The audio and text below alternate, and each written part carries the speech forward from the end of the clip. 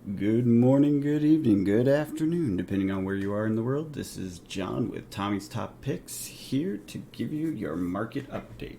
It's a holiday week, so it's a little bit early, but not too much. We're going to open this box of WTR Unlimited while we discuss the market and comings and goings and what's going on. I think this one's going to be a little rambly, mostly because there's not a whole lot of market news, and also because there's some topics that have kind of hit the influencer sphere that I want to chat about. I have some professional experience in investing. Is literally what I do for a living. I invest in technology companies, and so I have a bit of a different perspective than most of the people who perhaps are collectors turned investors, or maybe more LGS type owners, that sort of thing. I just have a slightly different view on the world of investing in just about anything. So I'm going to share that today. So this mostly got inspired by Rudy's video, which came out a few minutes ago. He basically says the fab market is dead and no one can make any money, or the prices are horrible, and by the way, he's buying. So that should be hint number one about kind of my perspective and what I'm talking about here tonight. And I've hinted at this over the last few weeks. I gave fair warning. I think it was the beginning of December, maybe late November. I said, watch towards the middle to end of December, towards the holiday season. It's going to get dead. Prices will drop. People will be sad and desperate about it. I'm not sure if I emphasized it a great deal, but I definitely said it. It was definitely on my mind. And I've been watching prices this whole month kind of laughing with glee at the discounts. I know a lot of people are sad because their collections, which they thought were worth hundreds of thousands of dollars, are now worth, tens of thousands of dollars. And that's unfortunate. I don't envy that, and I feel bad for anyone that this is an actual financial burden for. But my point and concept here is that if you are buying cardboard as a means of investment, then I'm hoping you're already in a financially stable place. You're not betting next week's rent on it or whatever. So as long as that's true, this is kind of for you. That's the kind of advice that I'm looking for. Anyone that is struggling to make ends meet, this is not advice for you. I would not recommend following this. Because it is a risky proposition, and there is a chance you lose everything. And then before I get even further into this is not financial advice. I am not a legal financial advisor to you, and I will not be offering any advice. This is an entertainment channel about cardboard. Don't bet your family farm on the things I say. I am a professional investor, so I have a different perspective, but I am not providing professional advice. Okay, now let's jump into it. So the thing he says is that fab market's dead. Investors all ran away. I agree. Kind of saw it coming. I think we all did. The prices got insane. And if you watch Louis' Kitchen Table TCG market updates, he shows a lovely set of graphs while he's going over each of the boxes. And in his, I think it was his last one, I want to say it was Crucible. I believe it was Crucible. He goes over the various price graphs and he shows there's this point of insanity. You can see it. It's where the game picked up, and I assume a Moneyball of investor types jumped in. There's a line. It's kind of going up and to the right on every Fable, every cold foil, all the high value cards, even the boxes. They're just kind of going up and to the right, and then there's this huge camel hump right in the middle that goes to an insane multiple, and then it comes down. And he shows it on card after card, and it's exactly what you think it is. It's a bubble. It's a bubble that was built by people just hyping up and losing their minds and FOMOing in and spending a lot of money on product at really ridiculous prices and expecting it to keep going up forever. And that just is silly and never happens. I've played many markets, including crypto markets, which, if you know anything about them, they are amongst the most volatile in the world historically. I was playing Bitcoin markets back when it was in the double and triple digits, so the highest volatility moment in, I think, probably modern history for any market, with the exception of certain leveraged products. Yeah, so I've seen it. I've seen these bubbles. I've seen 30%, 60% retracements, and even 90% losses on different types of investments and structured products. And this is nothing like that. This is a tiny little blip. And if it felt really, really bad and you got really financially hurt on this, that means there's a lesson to be learned here for you. And that is to not follow influencers and listen to what they say. In fact, most of the time you should do the opposite of what they say. Oh, shit, look at that. What a hit. What a hit. Findel Spring Tunic. Perfect. Yeah, that's the first one I've hit. The other one I bought. So, sweet. So, back to the point. Influencers are there to influence you. They typically are not trying to do you favors. There's a few exceptions out there in the crypto space and in the general tradable, collectible space, things like that. There are people that will give it to you straight, but a lot of them are trying to get you to do things that benefit them and not necessarily are very good for you. And unfortunately, because these communities are so small, what happens is you get into a bit of an echo chamber, which creates this influential cycle where everyone gets hyped and FOMOs and hyped and FOMOs, and it builds the bubbles.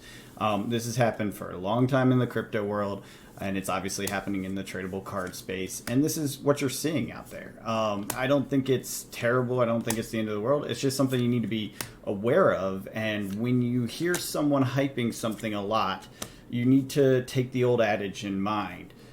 When others get greedy, you should be afraid. And when others get afraid, you should get greedy. I think I've said it on this channel before, and I will probably say it again because it is a very useful piece of advice when trying to navigate any sort of financial market. And what we're looking at right now is everyone's afraid. So what should you be doing? Getting greedy. This is what I've been advising for the month. It's what I'm going to continue to advise, and it's what I'm going to continue to do, and it's what Rudy's doing. Rudy says he will do 51%, 6.699 of eBay sold listing for any fableds from, I think, the first 3 sets or something. He's buying Monarch too, he said now. So, if you want to sell to Rudy, that's great. I'm also buying. I'll do it up to 70% because, honestly, I want these things more than he does. I don't have a lot of them. So 70% of last eBay sold on pretty much anything, given the right thing, if I don't have it. Now, I'm not as big a collector as him, and I'm not spending all this money on this stuff like he has his lines of credit and all this stuff. He does this professionally. I am collector investor in a minor sense. I have other things that I focus on in my life, obviously, and so I will not be buying 100, eyes or hearts or whatever, right? I will buy a few though. So if you have that stuff, go ahead and contact me if you don't want it anymore. But going back to the original point, we're buying. We're buying right now because we know that the prices are dropping and they're going to keep dropping for a while. And this is the perfect time to start buying. And as he said in his video, it takes a while to get a position. So you have to start buying and buy piece by piece by piece again and again and again while the market continues to decline and gets afraid and afraid and afraid. Assuming you think that this product will be around in 3 years, which I 100% do based on the player base and how it's functioning as a game, this stuff will eventually recover, right? So that's why we're buying, because everyone's afraid. All the hype is blown out. Everyone is now getting worried that their assets that they paid, whatever dollars for are going to just keep sinking until they're worth nothing. And so they're selling, and they're selling out of fear, and they're selling at ridiculously low prices. Again, 70% of eBay sold. I will buy it off of you. Contact me directly if you can, or through the channel, comments or whatever. I will look to buy a lot of different things. There's a ton of stuff out there I still haven't collected that I'd love to get a hold of. I've been putting offers in on eBay listings at about 70% of the listing across the board on a lot of stuff because I think right now is the time to start buying. Now, so here's the part that only if you're in a good financial state you should listen to. 1, don't go out there and buy everything, okay? Don't buy everything. And this is good advice in general. You take your time, you move slowly, you set a price in your head that you're willing to accept and you're willing to lose. And what I mean by that is, let's just pick a random card. I don't even know. Let's say... I actually don't know any cards that are around 100. Oh, Command and Conquer. Let's just say Command and Conquer, $100 card. You want it. You've been dying to get it. You get it for $70. Great. But what if it keeps going down because something else is going on, this, that, or the other, or people think the game is dead or whatever? Are you willing to hold on to it past that point lower? And that's what I mean by pick a price and be willing to let it be a loss from there.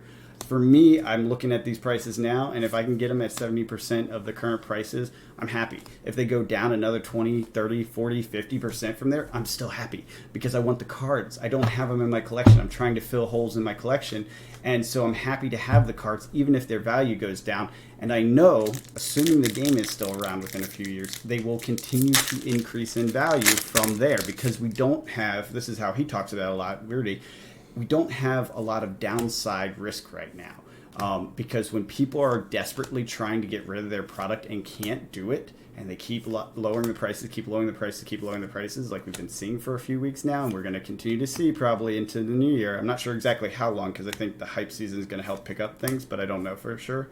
But if we continue to see these prices go down, people are going to get more desperate and more afraid. And he's having people reach out to him trying to sell entire collections to him. So that means a lot of people that got in this as this like, we're going to get a 10x in like 3 months or 6 months or whatever, right? They saw what happened with WTR Arc and etc. They saw free tendies. It didn't happen with Monarch. They got screwed on Monarch. Let's be clear here. That was a distributor failure. So I really do not blame the people who jumped in on that. But I do blame their mentality for how badly they got hurt by it. And when you think you're going to get a 10x or a 5x or whatever, easy peasy in a few months, you're almost always a fool. And I don't mean that to be harsh or rude. It is just the truth because it's very hard for any financial market to have that sustainably over time. Now, if it's you have an edge, an alpha on this, if you have an edge over other people because you have insider information about what's happening, say a print run, something like that, right? Well, then there's a place you can expect to get those higher returns. But it's hard to get those edges. You have to have deeper information about the market than most people. Rudy obviously has those edges in a lot of cases because he has contact with James and LSS and he knows about different things, which is why it's useful to listen to what he says, but don't listen to what he's directing you at. Listen through what he says and what he thinks. There's a few hints he dropped in this last video about what's coming in the market. They got me excited, I'll tell you that, but he's not there hyping it up. It's in the subtext. Listen closely to what he's saying. And honestly, if he's out there buying, there's a good reason for it, in my opinion. And even if there's not a good reason, which I think is absolutely just mathematically obvious, I mean, these cards are rares, legendaries, fables, right? They're not going to be that many of them. Many of these cards will never be reprinted. I doubt they reprint the shards and the eyes and the etc., right? Like, why would you do that? It would be so weird to have a set that has the same fable as another set. It just doesn't make sense. So yeah, these are very unique cards with very little print run. And those who have them, when this is all done, are those who have them. And then they're going to be able to dictate the price of the market going forward. So keep that in mind, pay attention to that sort of thing and just be aware that, buying now is good. Do it slowly. In the crypto world, it's called dollar cost averaging. I know Rudy brings it up, but I don't know how I guess you can kind of do it if you collect a single product multiple times, but it's kind of a weird term to use with cards in my opinion. But basically the idea is you buy it and then you buy it at a lower price and you buy it at a lower price and you buy it at a lower price, and each time it averages down your basis for that particular thing. If you have a share, you buy a share at $10 and you buy 9, 8, 7, 6, and then combine the average base cost is, somewhere in the middle of those numbers, right?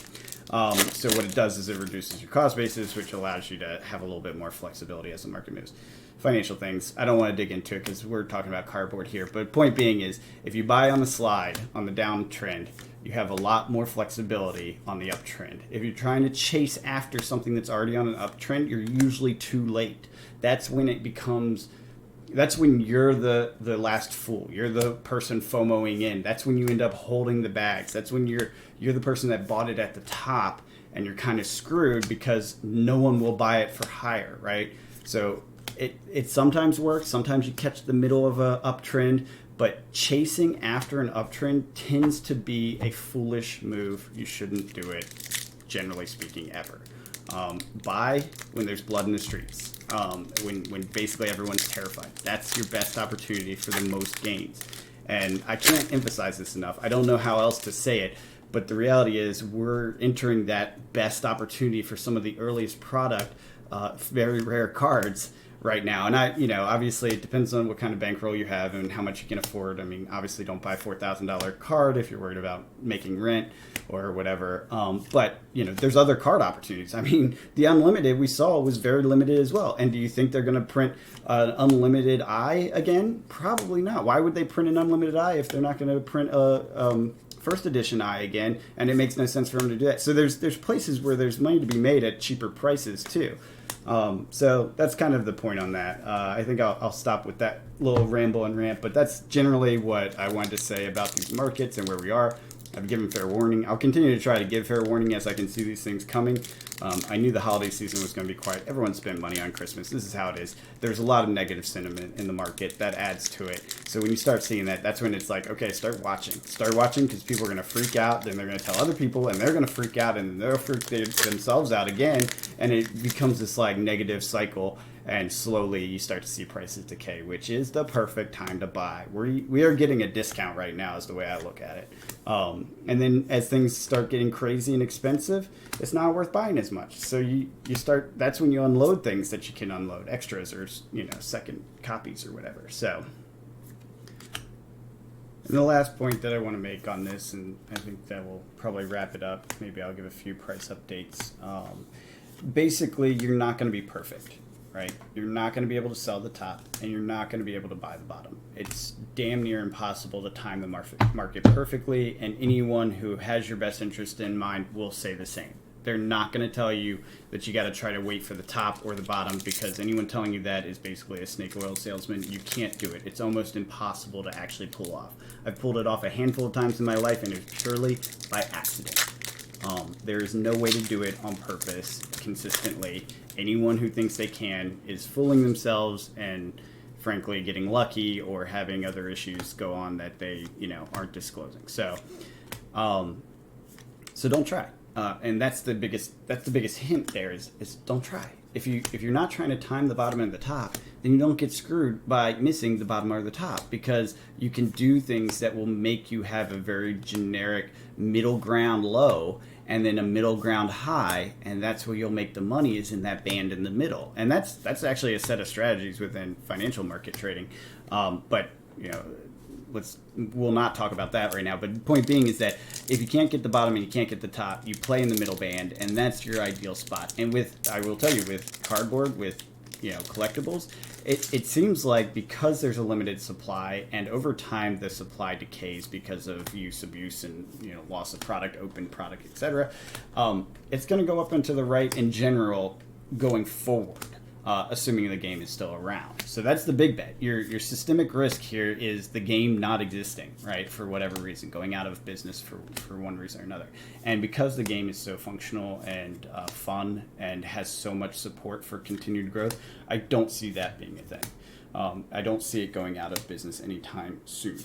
So generally speaking, it should trend up and to the right over the next, call it, decade or 5 years. I'm not sure what the time horizon is on it, but that's what it should be doing, and that's what you should expect it to do. And so you want to buy low as you can and then go forward from there. And it's worth noting that yes, you can't get the earliest stuff at the cheapest prices, but if it's generally going to go up when these certain market opportunities happen where it dips, and it dips hard, that's your chance to buy, generally speaking, and just hold, and just hold, and just hold. And this is why I'm comfortable, and you should be comfortable with the prices going down from this kind of purchase period. And again, period being multiple weeks, slowly getting in. Basically, as it goes down and continues to go down over the next few weeks to months, you're just continuing to grab stuff that's older and getting it at a good discount, and then it continues to drip down, and that feels sad, but it's not the end of the world, because guess what? Eventually it will start going back up, and when it does, it's going to move faster towards the upside than it does towards the downside, typically speaking. Can't say that for certain on all of these things, but I do believe that's the way it will generally go. And so you hold on to it. You let it go down, and you say, hey, I lost some money on it. I track all of my product. Every 2 weeks I put in a giant Excel sheet, everything that I have, and it's going down. Guess what? It's going down. I have things at a loss all over the place, and I don't care. I just buy it and continue to buy more of it and get it at a lower cost basis. So that's generally how you want to look at these things. These down times are good times to look for discounts. Again, go for the things you want. Pick a price that you're interested in paying, right? Don't use the market as a basis. Say, hey, if I paid this much for that product, would I still feel good about that 5 years from now? Think about it that way. And if it's something that, and then imagine the downside. Say I buy it for that price and it goes down 50% and it stays down for 2 years. Am I going to care about that 5 years from now? That's another way, because that's a way to think about how bad the negative impacts are. And if you're in a negative spot right now with your market, think about, am I going to care about that in 5 years from now? You will if you sell while it's in a negative, right? Because 5 years from now, you're going to be like, man, I lost a ton of money on that. And I locked in the losses by selling. On the other side of it, if you hold on to it 5 years from now, it'll probably be back up at least to where it was, depending on where you bought. If you bought at the top, maybe not. And what will happen is it will get there, and as it gets there, it will go past that point, and that period beyond that 5 years from now, mental period, you're going to look back and say, do I regret this? No, you won't even remember about it because you're on to the next thing thinking about something else, and it's in a positive place. You're like, I made some money on it. It's slow, but I made some money on it. That's it. So think about it that way, and that's the best way to navigate markets like this. If you're living in fear of missing out realm and regrets realm and stressing over the missed opportunities, that's where you end up making emotional bad decisions. And I'll tell you, one thing that Rudy says that I don't agree with, because I think it's a bad approach, but I see why he does what he does, and it works for him, so obviously do what works for you. I know a lot of guys in investment, and women as well, and basically what it boils down to is anyone that focuses on missed opportunities ends up chasing their tail. They end up chasing a failed bet, a failed opportunity, a failed trade, whatever. And what ends up happening is by chasing that failure, they aren't seeing the future opportunities. They're too busy trying to capture something that's already gone and unobtainable.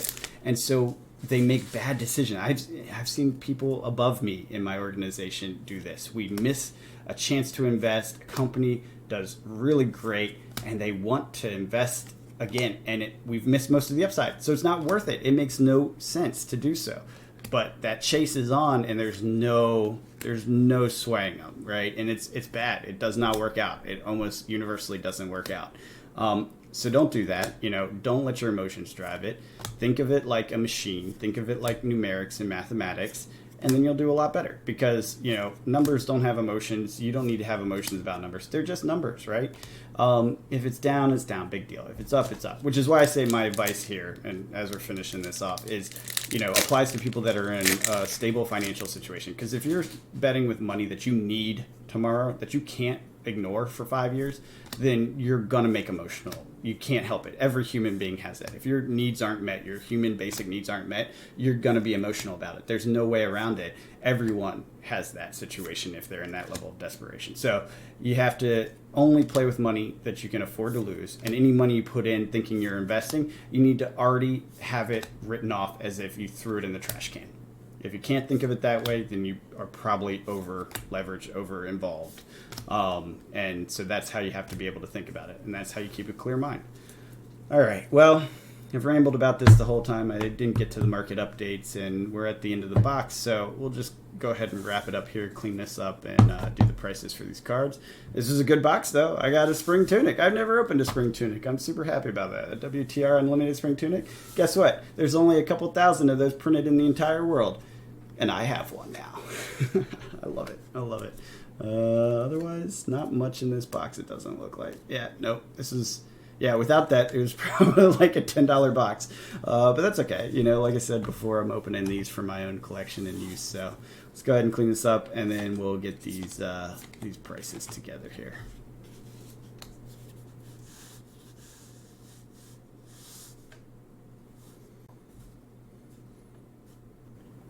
And we're back. So what do we got here? Ancestral Empowerment, $4.05. And Remembrance, $4.95. Alpha Rampage is $164. Steel Blade Supremacy, $169. So that totals $12.33, and with the tunic at $172 approximately, the box was a $185. So it returned its value. Now the last box was pretty horrible, so Yeah, so it is what it is, and we'll see how the rest of the case goes. We got 2 boxes left. If you like the content, leave a comment. I'm curious if you guys like this kind of ramble or if you prefer the more formalized market updates. I will do what is necessary. But hey, change your pace for the holidays. So like, comment, subscribe, share with some friends, and have a good one.